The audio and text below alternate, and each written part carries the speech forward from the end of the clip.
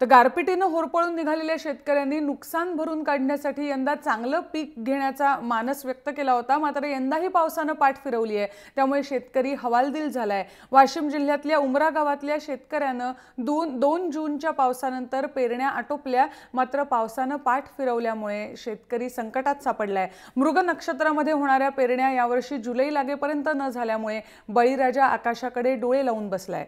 पेरलेलं बियाणं पाण्याअभावी वाळायला लागलेत, त्यामुळे शेतकरी पीक वाचवण्यासाठी दूरवरून पाणी आणून पीक जगवण्याचा प्रयत्न करतायत। 7 ते 8 एकर जमीन है, पेरणी केलेली आहे।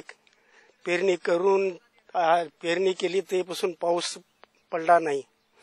आता काही वाळा लागला, कुठं निघा लागलं, ते वाळून चाललं। आता दुमार पेरणी करावंच लागते।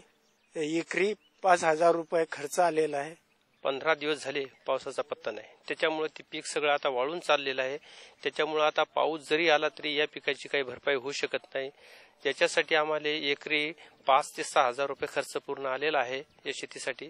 तर त्याच्यासाठी काहीतरी मदत आम्हाला कास्तकाराला केली तर आमचं चांगलं होईल, नाही तर काही आमचं याच्यात शिल्लक राहायसारखं काहीच नाही। आता तुम्हाला पेरणी करायसाठी काहीच ताकद नाही आमच्यात। पेरण्या जे बँकाचे कर्ज घेऊन आम्ही आमचे पेरण्या भागवल्या। आता दुसऱ्या पेरण्या कशा कराव्या ह्या उलटल्यामुळे डबल पेरणी दुबार पेरणीची वेळ आली। पुन्हा पेरणी कशी करावी हेच मोठा प्रश्न आहे।